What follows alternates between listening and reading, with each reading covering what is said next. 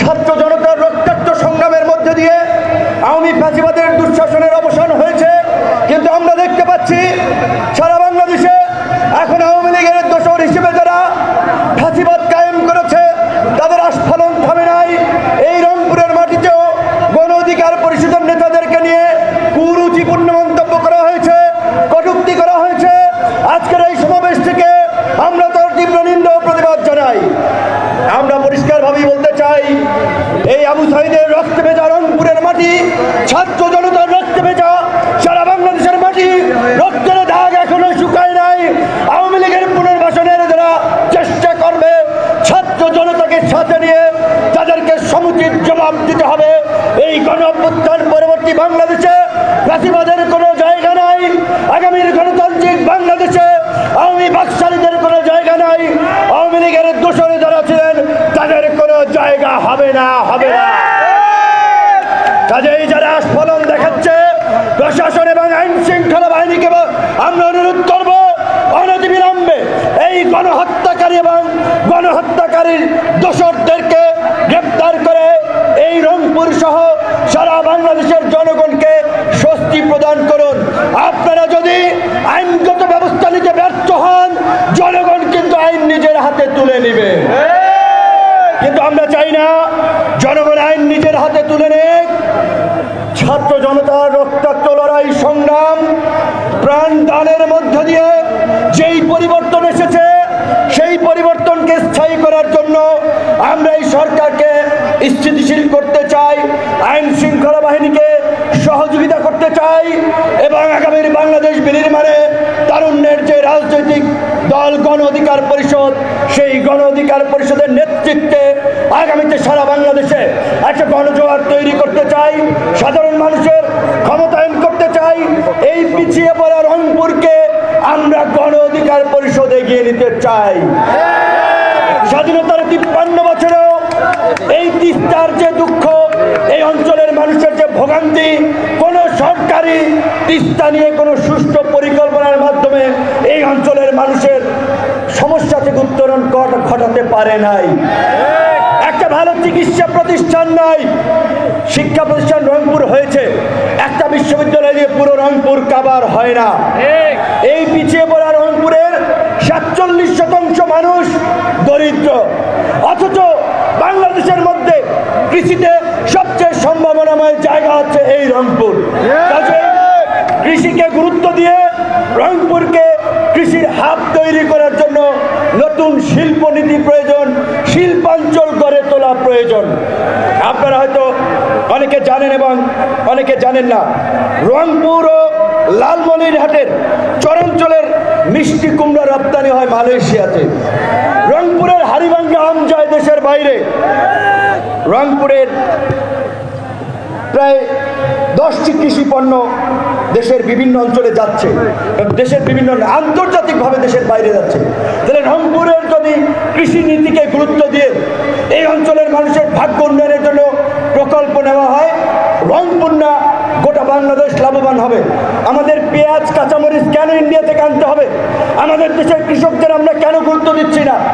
কাজে আমাদের এই অন্তর্বর্তীকালীন সরকারের প্রতি আহ্বান থাকবে, এই গণ অভ্যুত্থানের পরবর্তী নতুন বাংলাদেশ বিনির্মাণের যে জন আকাঙ্ক্ষা তৈরি হয়েছে, আপনারা সেই জন আকাঙ্ক্ষাকে প্রাধান্য দিয়ে রাষ্ট্র সংস্কার এবং নির্বাচন একই সাথে আপনাদেরকে ভাবতে হবে। রাষ্ট্র সংস্কারের আগে নির্বাচন দিলে জনগণের ভাগ্যের কোনো পরিবর্তন হবে না। রাজনৈতিক দলগুলো 53 বছর ক্ষমতায় ছিল, আজকে এই যে ভোটের অধিকার, ন্যায় বিচার পাওয়ার আকাঙ্ক্ষা, যে সরকার ক্ষমতায় থাকে আইন শৃঙ্খলা বাহিনী কর্তৃক নির্যাতন, নিপীড়ন, গণবিরোধী অবস্থান সব সরকারের আমলেই আমরা দেখেছি। কাজে আমরা চাই জনবান্ধব প্রশাসন, জনবান্ধব আইন শৃঙ্খলা বাহিনী এবং যারা ক্ষমতায় থাকবে তারা ক্ষমতাকে ভোগের বিষয়বস্তু মনে করবে না, জনসেবাকে প্রাধান্য দিয়েই তারা রাষ্ট্রনীতি ঠিক করবে এবং জনগণ ক্ষমতায় বসাবে, কারা জনপ্রতিনিধি হবে সেটা নির্ধারণ করবে। যেহেতু মাগরিবের আজান পড়ে যাবে, তাই আমার বক্তব্য সংক্ষিপ্ত করতে হচ্ছে। আমি শুধু সর্বশেষ কথাটুকু বলে বিদায় নিতে চাই। আমরা আজকে এই পথে আসার, এই রংপুরে আসার পথে আবু সাঈদের বাড়িতে গিয়েছি। আবু সাঈদ আপনাদের এই বৃহত্তর রংপুর অঞ্চলের কৃতি সন্তান।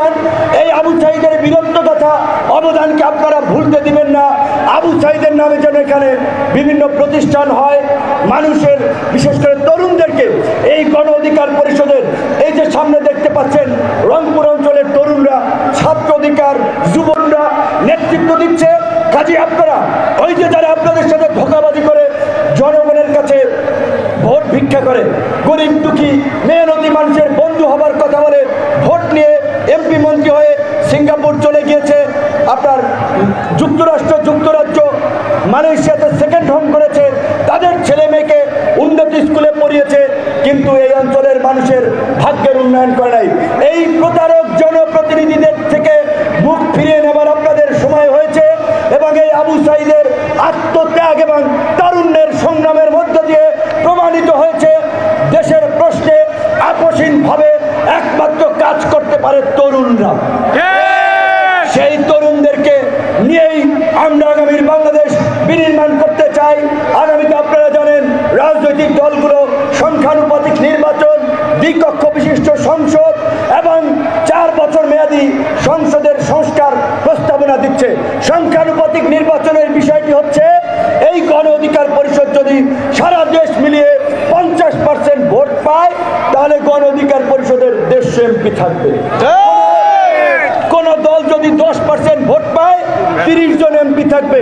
কোন দল যদি 1% ভোট পায় তার 3 জন এমপি থাকবে।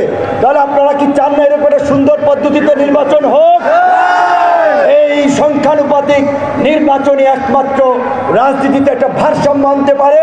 আগামীতে স্বৈরাচারী হওয়া থেকে কোনো সরকারকে ঠেকাতে পারে, ফ্যাসিবাদী ব্যবস্থা যেন গড়ে না উঠে, সেজন্য আপনাদেরকে এখন থেকে রাষ্ট্র এবং রাজনীতির ব্যবস্থা কি হবে সেটি নিয়ে আলোচনা করতে হবে, মানুষের মাঝে সচেতনতা তৈরি করতে হবে এবং এনজয় করে সারা বাংলাদেশের পাড়া মহল্লা ওয়ার্ড ইউনিয়ন থানা উপজেলা জেলা পর্যায়ে গণ অধিকার পরিষদ অবস্থানকে শক্তিশালী করতে হবে। জাতীয় নির্বাচনের আগে হয়তো স্থানীয় নির্বাচন হবে, উপজেলা পৌরসভা সিটি কর্পোরেশন। আগামীর প্রত্যেকটি নির্বাচনে গণ অধিকার পরিষদের জন্য প্রতিনিধিরা বিজয়ী হতে পারে, জনগণের কাছে যাবেন, জনগণকে নিয়ে কাজ করবেন, জনগণের প্রতি দায়বদ্ধ থাকবেন। এই আহ্বান রেখে আমার বক্তব্য শেষ করছি।